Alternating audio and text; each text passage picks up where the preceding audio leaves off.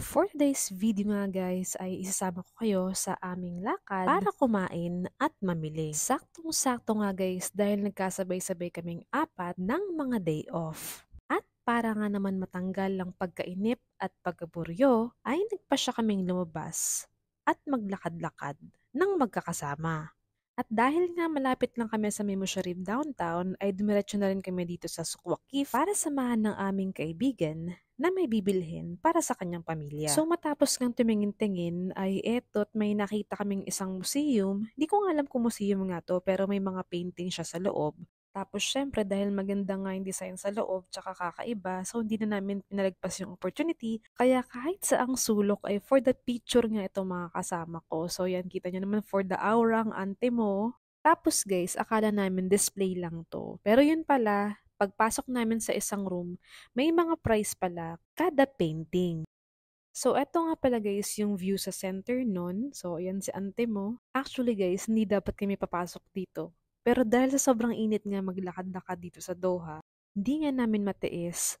So, naghahanap-hanap sana kami niyan ng makakainan na may aircon sa loob. Kaya lang may napansin kaming gantong establishment, so tinry namin pumasok. Pero talaga nung una guys, hindi talaga kami dapat papasok dahil akala nga namin ay may entrance. Eh nung nakita namin na may lagusan dun sa bandang side, tapos maraming mga pumapasok tsaka lumalabas. So, tinry din namin pumasok. Tapos yun, grabe ang lamig. Tapos ang ganda pa ng view.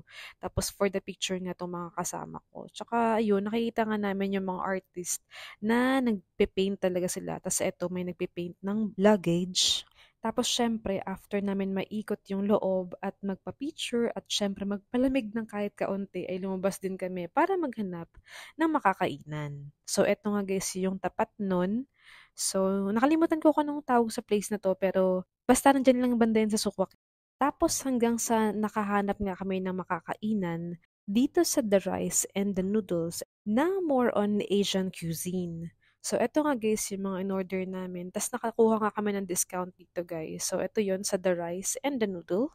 Pagkatapos kumain ay nagpasya nga kami na magkape muna bago umuwi dito sa sinuggest ng aming friend dito sa may society. So dahil nga nagkape na ako kanina bago kami magkita-kita, kaya matcha nga lang yung in-order ko dito. So yan yun.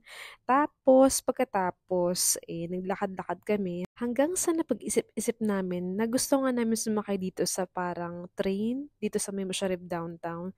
So bali guys, matagal na namin gustong sumakay dito. Kaso lang di nga namin alam kung free ba to or kung saan ba kami bababa. Pero buti na lang, yung isa naming friend na kasama, nakasakay na dito. Tapos sabi niya, is libre lang daw to. Tapos ililibot kayo sa buong area. First time nga lang namin makita na may gantong area pala dito, kung di pa kami sumakay, dito sa parang train na to. Tapos pagkatapos nga namin sumakay doon, nagpa siya na kaming umuwi. Pero bago nga umuwi, naghanap muna kami ng CR. Tapos pumasok nga kami dito sa parang mall. Or ewan ko ba mall ba to? Tapos lagi na lang tuwing napunta kami dito, lagi na lang sarado or wala ng tao. Hindi ko alam.